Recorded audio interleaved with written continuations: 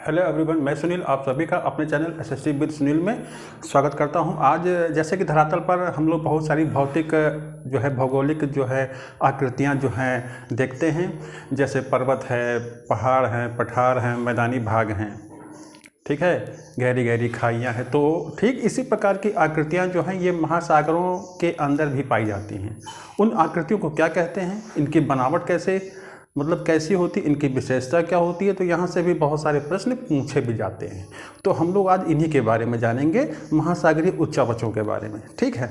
तो जैसा कि फिगर आप सभी लोग देख रहे हो, दो फिगर मैंने यहाँ बना रखे हैं और इन दोनों के ही माध्यम से हम ये जानेंगे कि कौन कौन सी महासागरीय उच्चावच से संबंधित जो आकृतियाँ हैं उनको जानेंगे। तो सबसे पहले हम लोग जान लें कि जो महासागरीय उच्चावच से संबंधित आकृतियाँ हैं उनको चार प्रमुख भागों में बांटा गया है। पहला है महाद्वीपीय शेल्फ है, ठीक है, अभी हम जानेंगे। दूसरा है महाद्वीपीय ढाल। तीसरा है गहरे समुद्री मैदान। चौथा है महासागरीय गभीर। ओके, ये तो चार मुख्य आकृतियां हैं, भौतिक बनावटें हैं। इसके अतिरिक्त अन्य छोटी बड़ी आकृतियां भी होती हैं, जैसे कटक, पहाड़ियां, समुद्री टीला, निमग्न द्वीप, खाइयां और खड्ड आदि। इसके अलावा बहुत सारी आकृतियां भी होती हैं। तो हम सबसे पहले जानेंगे महाद्वीपीय शेल्फ के बारे में।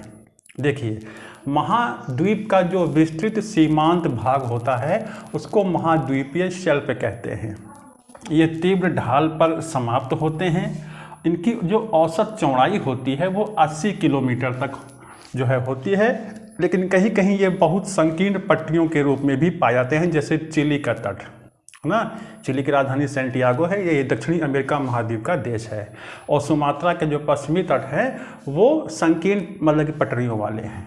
और बात की जाए कि सबसे बड़ा महाद्वीपीय जो शेल्फ है वो कौन सा है, वो साइबेरियन शेल्फ है, जो कहाँ पड़ता है, आर्कटिक महासागर में पड़ता है। और चौड़ाई इसकी वो है 1500 किलोमीटर है, ठीक। और प्रवणता की बात की जाए कि इसका झुकाव कितना है, तो वो 1 डिग्री या उससे कम होता है। बहुत तेज तो ढलान इसमें होती नहीं, तो 1 डिग्री या उससे कम होता है। और गहराई की भी बात की जाए, कितनी गहराई तक ये होता है, कितनी गहराई में पानी के हिसाब से कि पानी है तो कितनी गहराई में ये होता है, तो वो है 30 से 600 मीटर तक की गहराई तक ये इनका विस्तार देखने को मिलता है। और सबसे बड़ी बात है कि जो महाद्वीपीय शेल्फ होते हैं ये जीवाश्म ईंधन के भी स्रोत होते हैं, ठीक है। और महाद्वीपीय शेल्फ की बात करें, जहाँ पर बीच वाला एरिया होता है, समुद्री किनारा होता है, वो इस प्रकार से होता है। महाद्वीपीय शेल्फ जो होते हैं वो ऐसे होते हैं, ये सीमांत भाग होते हैं, महाद्वीप का सीमांत वाला भाग होता है, लेकिन महाद्वीप की मुख्य भूमि से ये जुड़ा ही रहता है। और ये महाद्वीपीय शेल्फ कहाँ ख़त्म होते हैं, तीव्र ढाल पर। यानी कि ये जो तीव्र ढाल, ये लाइन मैंने ये खींच रखी, जहाँ पर ये तीव्र ढाल शुरू हो रहा है, ये तीव्र ढाल यहाँ पर इस भाग पर ये महाद्वीपीय शेल्फ ख़त्म होते हैं। उसके बाद महाद्वीपीय ढाल शुरू होता है ना। तो ये वाला भाग इसको आपने अभी जाना, इसको महाद्वीपीय शेल्फ कहते हैं, ठीक है। अब बात करते हैं महाद्वीपीय ढाल की, जो स्लोप बना होता है। इसकी शुरुआत जो होती है महाद्वीपीय ढाल की, वो तीव्र ढाल से होती है। आप यहाँ देख सकते हैं, ये तीव्र ढाल इसका दिखा रहा है, ठीक है। ये तीव्र ढाल है, यही महाद्वीपीय ढाल है। ये महाद्वीप के मुख्य भूमि से जुड़ा हुआ ही भाग होता है, ठीक है।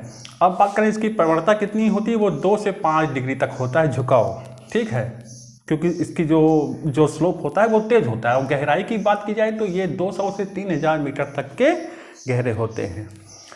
और ये जो होता है ढाल, इसका जो ढाल होता है, जो इसका किनारा होता है, वो महाद्वीपों की समाप्ति को इंगित करता है। ये ढाल यहाँ पर ख़त्म हो रहा है। ये ब्लू लाइन जो मैंने यहाँ पर खींच रखी है, ये ब्लू लाइन, ये महाद्वीपीय ढाल का अंत होता है। और यहीं तक महाद्वीप की, किसी भी महाद्वीप की भूमि मुख्य भूमि मानी जाती है। उसके बाद वो वहाँ से समाप्त माना जाता है, क्या, महाद्वीप, ठीक है। और यहीं पर गभीर खड्ड और खाइयाँ दिखती हैं। अब देखिए, महाद्वीपीय ढाल में जो ब्लैक कलर मैंने बना रखा है, ये क्या बता रहा है, गभीर खड्ड हैं या खाइयाँ हैं, ठीक है। और इनका निर्माण जो होता है वो ज्वालामुखी क्रिया, भूकंप की क्रियाओं से ही होता है। ठीक है। तो ये बहुत गहरे गहरे जो है खड्ड होते हैं, अभी बात करेंगे इसके बारे में भी हम लोग। फिर आता है गंभीर सागरीय मैदान। ये गंभीर सागरीय मैदान है जहाँ पर डॉट डॉट बना हुआ है। पहले महाद्वीपीय शेल्फ आता है, फिर महाद्वीपीय ढाल आता है, फिर क्या आता है गंभीर सागरीय मैदान। ये विश्व के सबसे चिकने सपाट भाग होते हैं, है ना, क्योंकि यहाँ पर सिल्ट नदियों के द्वारा भी भाग कर लाया जाता है, जो कि यहाँ पर एकत्र हुआ करता है बारीक कण। ठीक है, तो ये चीज़ हुआ, सबसे चिकने सपाट भाग होते हैं। और गहराई की बात की जाए तो ये 3000 से 6000 मीटर तक की गहराई में पाए जाते हैं। ठीक है, तो ये चीज़ें अभी जो है आपने जानी। इसके बाद बात करते हैं गर्त की। ठीक है, गर्त की बात की जाए तो ये महासागरों के सबसे गहरे भाग होते हैं और महाद्वीपीय ढाल के आधार, है ना, और द्वीपीय चापों के पास स्थित होते हैं। अब हम बात करेंगे जैसे कि जो महासागरों के सबसे गहरे भाग क्या होता है, जिसको ट्रेंच भी कहते हैं इंग्लिश में, जैसे मैरियाना ट्रेंच सभी लोग जानते होंगे। तो ये सबसे गहरे भाग होते हैं और ये महाद्वीपीय ढाल के आधार, ये ढाल है, ये इसका आधार है। ठीक है, और द्वीपीय चापों के पास स्थित होते हैं। तो महाद्वीपीय ढाल और द्वीपीय चाप, ये जो घुमा वाला हिस्सा होता है, इसके बीच में ये गर्त पाए जाते हैं। ये सक्रिय ज्वालामुखी एवं प्रबल भूकंप वाले क्षेत्रों से संबंधित होते हैं और इसी की वजह से ये इनका निर्माण हुआ करता है, जैसा कि मैंने अभी बताया। अभी तक जो है कुल 57 गर्त मालूम किए जा चुके हैं। अब बात की जाए कि किस महासागर में कितने गर्त हैं, तो प्रशांत महासागर में 32 गर्त हैं, अटलांटिक महासागर में 19 गर्त हैं, हिंद महासागर में 6 गर्त हैं। और मारियाना ट्रेंच सभी को पता है, ये विश्व प्रसिद्ध सबसे गहरी जो है क्या है, ट्रेंच है, ये गर्त है, जिसकी गहराई कितनी है 10,994 मीटर। एक्चुअली में ये है कहाँ पर, ये प्रशांत महासागर में फिलीपींस देश पड़ता है। वहाँ पर एक आइलैंड है जो कि फिलीपींस से ही मतलब जो कि फिलीपींस में ही उसकी काउंटिंग होती है, मिंडानाओ द्वीप मिंडानाओ, वहीं पर स्थित है मारियाना ट्रेंच। अब बात करते हैं कटक की।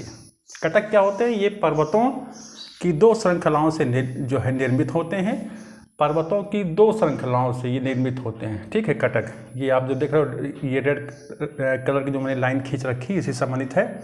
ये 2 श्रृंखलाओं से निर्मित होते हैं और ऊंचाई की बात की जाए तो ये 25 मीटर तक होते हैं और कुछ समुद्र की सतह पर पहुंच जाते हैं। इनकी ऊंचाई भी आगे भी बढ़ती रहती है। ठीक है, पहुंच जाते हैं। जैसे आइसलैंड सभी जानते हैं देश है, तो आइसलैंड क्या है, इसकी मुख्य जो कटक है वो यहाँ तक पहुँच गया है। तो आइसलैंड एक इसी प्रकार का क्या है, एक कटक है। ठीक है, बात करते हैं टीला की। ये नुकीले, इनका जो सबसे ऊपरी भाग होता है वो नुकीला होता है।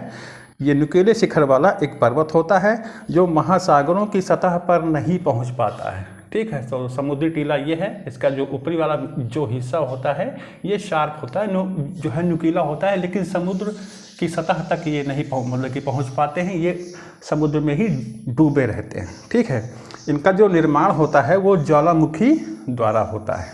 ठीक है, बात की जाए तो इनकी जो ऊंचाई होती है वो 3000 से 4500 मीटर तक कि होती है। अगर एग्जाम्पल की बात की जाए तो एम्परर जो टीला है ये प्रशांत महासागर में स्थित सबसे प्रसिद्ध जो क्या है, टीला है। उसके बाद है कैनियन क्या होती हैं, ये इस भाग में होती हैं। कैनियन गहरी घाटियाँ होती हैं जो बड़ी नदियों के मुहाने से आगे शेल्फ व ढाल को आर पार करती दिखती हैं।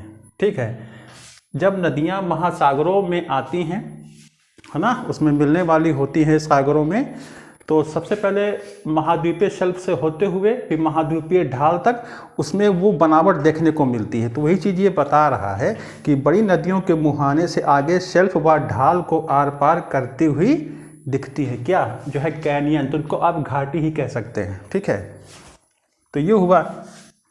और जैसे एग्जाम्पल के लिए जैसे हडसन कैनियन, ये संयुक्त राज्य अमेरिका के पूर्वी तट पर स्थित है, अटलांटिक महासागर के पास। ठीक है, अटलांटिक महासागर।